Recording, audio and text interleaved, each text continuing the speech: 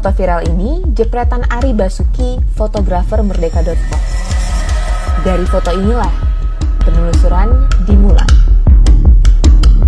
Orang inilah yang pertama menyulut api di halte Sarinah. Video TikTok ini diambil pukul 16.39. Kamu bisa lihat orang ini mengepal dan terlihat di CCTV. Video ini diambil semenit kemudian. Dua video ini menggambarkan pada menit 16.40 api belum terlihat di halte Sarinah.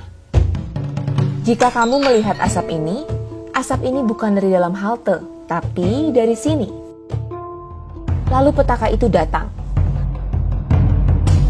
Orang ini, dan ini saling mengenal satu sama lain. Mereka bergerombol datang pukul 16.41 dari arah Jalan Sunda. Tak langsung beraksi. Para pelaku melakukan observasi selama beberapa menit. Mulai dari memotret, mondar-mandir, hingga mengetik di handphone, entah berkomunikasi dengan siapa. Menit 16.45, pelaku mendekat ke halte Sarinah. Ia sempat berkomunikasi dengan temannya dan menunjuk ke arah kobaran api di bagian selatan. Si pelaku maju sebentar, lalu kembali membawa traffic cone. Ia membakar cone itu sampai menyala dan membawanya ke halte. Tapi api keburu padam dan ia balik lagi ke kobaran api. Ia mencoba mencari bahan penyulut api lain, lalu menemukan apa yang dicari. Spanduk itu lalu ia bakar. Dengan api yang masih menyala, ia membawa spanduk itu ke halte pada menit 16.52. Ia kembali lagi ke titik kobaran api dan meminta salah satu temannya untuk membawa spanduk ke halte.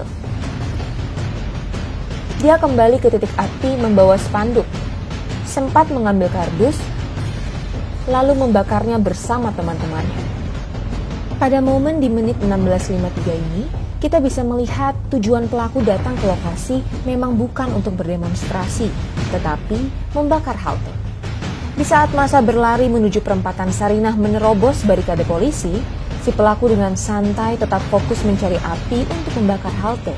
Cukup lama di sana, ia lalu kembali lagi ke halte pada menit 16.57. Ia kembali ke titik api pada menit 16.59. Lalu kembali ke halte membawa penyulut api yang lebih besar. Kali ini, ia diikuti oleh teman yang berbeda. Menit 17.01, pelaku sempat berbalik badan setelah membakar halte. Ia lalu mondar-mandir, berhenti sejenak memegang handphone, lalu kembali ke halte. 17.04, ia keluar dari halte, memantau ke arah barikade polisi, dan kembali mengambil api. Di situ ia terlihat mengobrol dengan kawan-kawannya. Ia kembali ke halte pada 17.05. 3 menit kemudian, pelaku terekam sedang membakar halte bagian selatan. Ini adalah kobaran api pertama di dalam halte. Video ini memperlihatkan bahwa tak ada titik api selain di bagian selatan halte. Video ini diambil pada 17.12. Terlihat dari orang ini dan ini yang tampak di CCTV. Di rekaman, terlihat api semakin membesar. Video ini diambil 3 menit kemudian. 17.18, pelaku menjauh dari halte dan duduk di pertigaan Jalan Sunda. Lalu kembali membakar halte. Video ini diambil pukul 17.20. Terlihat dari sekelompok orang ini yang juga muncul di CCTV. Dari video ini terlihat pelaku mulai merusak sisi utara halte. Video ini diambil 17.22, terlihat dari orang ini muncul di CCTV. Ini adalah momen yang terekam dalam foto viral di media sosial. Si pelaku membakar sisi utara halte dengan api dari sisi selatan. Usai melakukan itu, api mulai membesar di bagian utara.